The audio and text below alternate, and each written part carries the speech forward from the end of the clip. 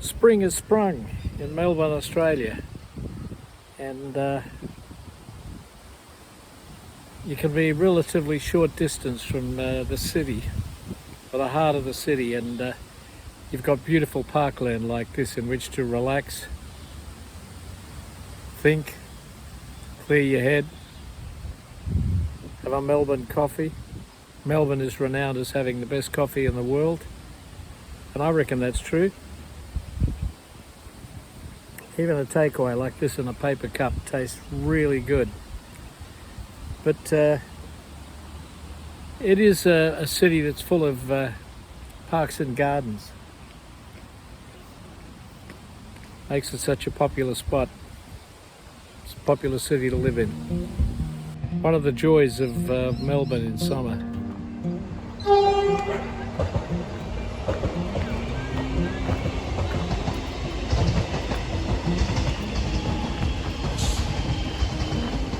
As I was saying, it's a great place to have a good quality of life and a good way of life. People out exercising, walking their dogs, listening to the birds chirping in the trees. It's really quite magical. What could you ask for? Come out and relax. This beautiful spring day.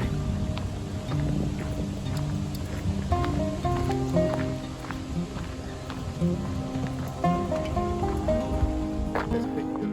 No way. Peter, you doing all right? Yeah, good. What about you?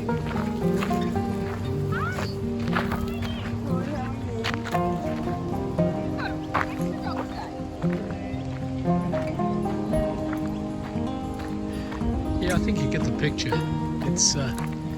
It really is great therapy. Get out and about, and that you're able to in a city of over 5 million people. Melbourne is now the largest city in Australia population-wise. I think a little bit over 5 million. Only recently surpassed Sydney for the largest population. Two very types of Sydney geographically.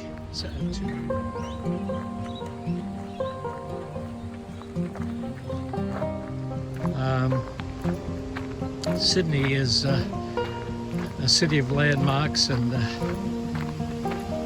great to look at. Lots of famous buildings like the Opera House and Sydney Harbour Bridge. Melbourne is more European, colder climate, not as favourable weather probably, but Sydney gets a heck of a lot of rain, which we don't get in Melbourne. And Melbourne's a city of arts. It's the arts capital of Australia, also the sporting capital of Australia, and a lot to do down here from an activity point of view, as opposed to a lot to see in Sydney from a visual point of view. I do a lot of my thinking and reflection in this park. Grab my coffee, come for a walk, and how good is it to be able to do it within walking distance of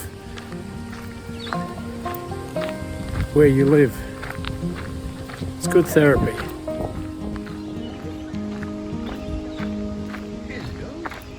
Hello.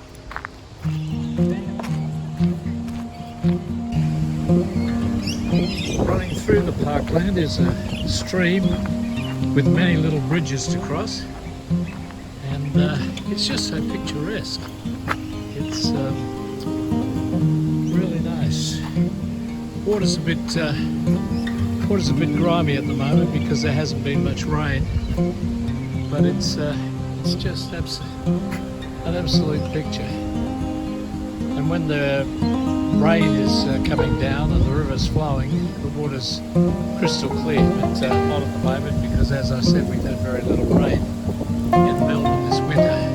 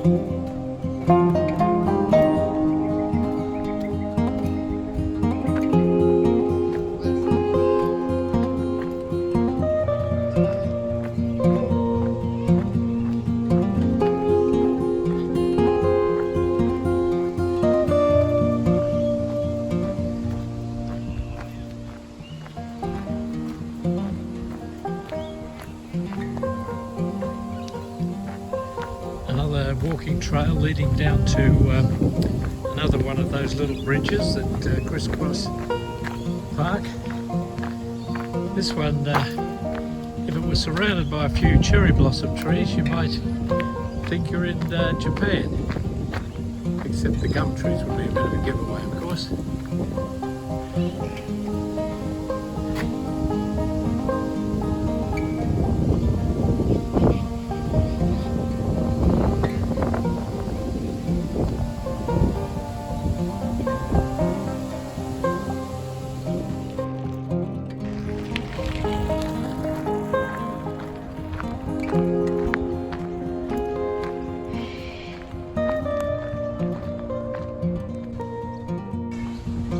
Coming up on one of our indigenous wattle trees, which flower around this time of year with their beautiful yellow flowers and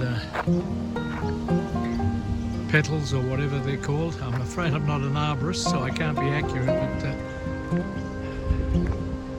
makes for quite a sight. All the wattle out, so the park becomes a vibrant yellow at this time of year.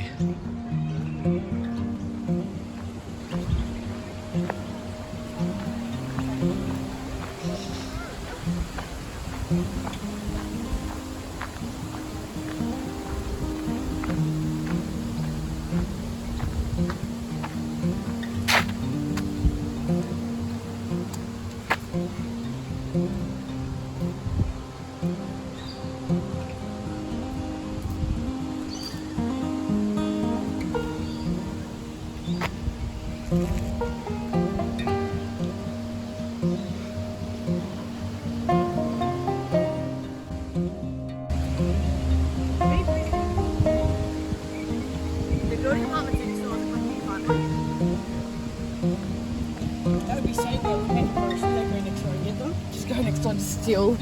Probably use their